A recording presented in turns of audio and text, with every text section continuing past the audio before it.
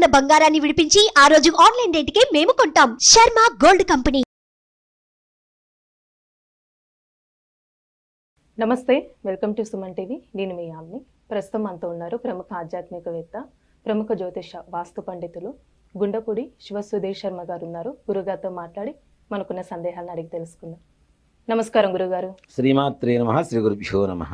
గురుగారు, ఇప్పుడు ఆంజనేయ స్వామికి పూజ చేస్తే అంటే సాధ్యం కాదు అని అనుకున్న పనులు అయితే అంటారు కదండి, అసలు ఏ విధంగా పూజ చేసుకోవాలి? ప్రత్యేకంగా మంగళవారాలు, శనివారాలు అండి, ఏ విధంగా చేస్తే మంచిది అంటారు? అసాధ్య సాధక స్వామిన్ అసాధ్యం తవ కిం వద, రామదూత కృపా సింధో మత్కార్యం సాధయ ప్రభో. ఈ ఒక్క శ్లోకాన్ని మనం ఏదైనా పనికి వెళ్ళేటప్పుడు నామస్మరణ చేసి వెళ్ళినా గ్యారెంటీ ఆంజనేయ స్వామి మన పని చేసి పెడతాడు. ఆ శ్లోకానికి అర్థం కూడా అసాధ్య సాధక స్వామిన్, అసాధ్యమైనటువంటి దాన్ని సాధించేటువంటి స్వామి.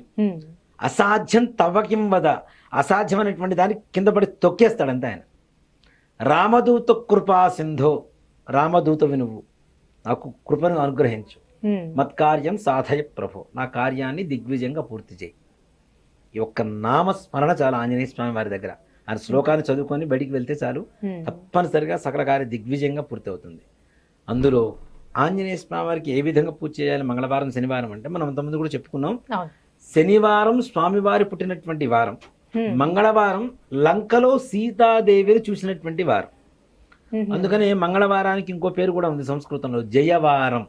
జయవారం అంటే లక్ష్మీవారం లాగా, అంటే జయవారం అంటే కార్య సిద్ధి కలిగించేటువంటి వారం. ఆయనకి జయం కలిగింది మంగళవారం కదా, సీతాదేవిని చూడటానికి లంకకి వెళ్ళాడు. అప్పుడు సీతాదేవిని చూశాడు కాబట్టి దానికి ఆయనకి జయం కలిగింది కాబట్టి ఆ వారానికి జయవారం అనేటువంటి పేరు కూడా పెట్టారు. ఈ మంగళవారం రోజున ఆంజనేయ స్వామి వారికి, మంగళవారం కావచ్చు, శనివారం కావచ్చు, అంటే ఒక్కొక్క రోజున ఒక్కొక్క రకమైనటువంటి ద్రవ్యాలతో పూజ చేయడం అనేది ఒక విశిష్టం. మంగళవారం రోజున స్వామి వారికి తప్పనిసరిగా సింధూరంతో పూజ. సింధూరం అంటే చాలా ప్రీతి.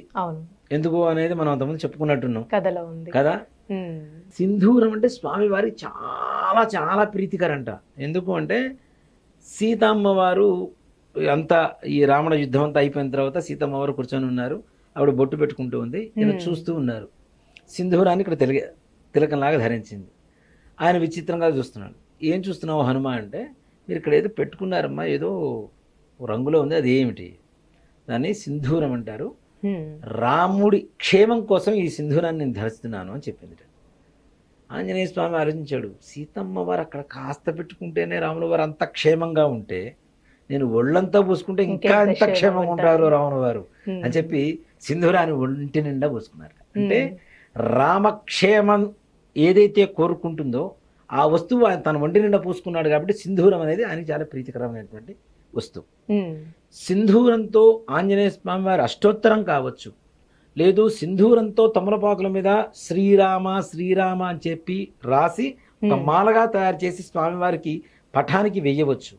లేదు సింధూరాన్ని తీసుకొని ఆంజనేయ స్వామి వారి నుదుటున, అలానే పాదాలకి ఎక్కడైతే తోక ప్రారంభమవుతుందో అక్కడ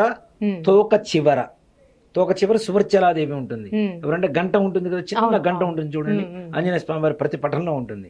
ఎవరు అంటే ఆవిడే సువర్చలాదేవి, శక్తి, ఆంజనేయ స్వామి వారి శక్తి, ఆంజనేయ స్వామి వారి భార్య గంటే సువర్చలాదేవి. అంటే ఆంజనేయ స్వామికి బ్రహ్మచారి అంటారు కదండి, వివాహం జరిగింది. అయ్యో, సువర్చలాదేవి అంటే సూర్యుడు కుమార్తె.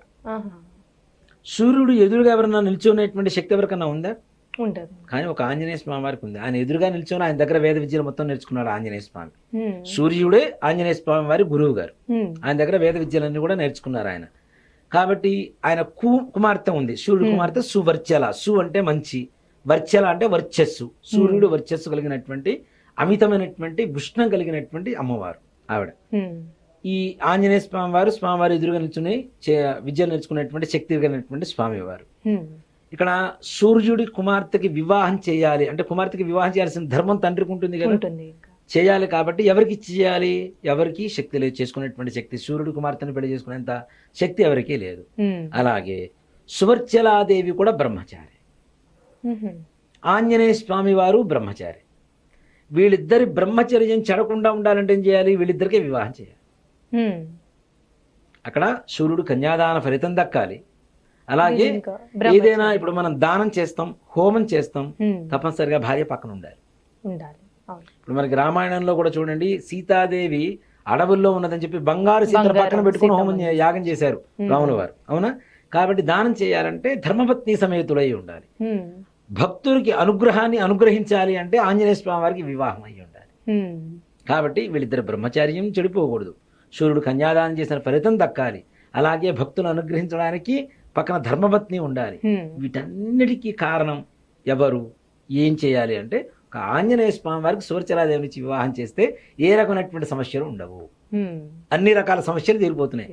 కన్యాదాన ఫలితం, అమ్మవారిని తట్టుకునేటువంటి శక్తి కలిగినటువంటి ఏకైక పురుషుడు ఈయన, ఉమ్, శక్తి ఈయన, అలాగే బ్రహ్మచర్యం చెడిపోకుండా ఉండడం, ఈయన భక్తులకి అనుగ్రహాన్ని అనుగ్రహించడం.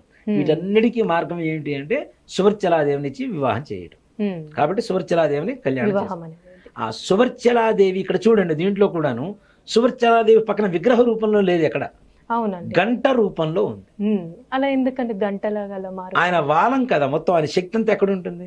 ఆహా. ఇప్పుడు మన శక్తి చేతిలో ఉంటుంది, అవునా? అలానే ఆంజనేయ స్వామి వారు లంకాదహనాన్ని చేసింది దేంతో? తోకతో వాలంతో ఇంకా. కదా. ఉమ్, అంటే ఆయన శక్తి మొత్తం వాలంలోనే ఉంటుంది కాబట్టి శక్తి అంటేనే భార్య కదా, ఉమ్, అవును. కదా. అందుకని ఆ వాలానికి గంట రూపంలో అమ్మవారు ఉంటుంది.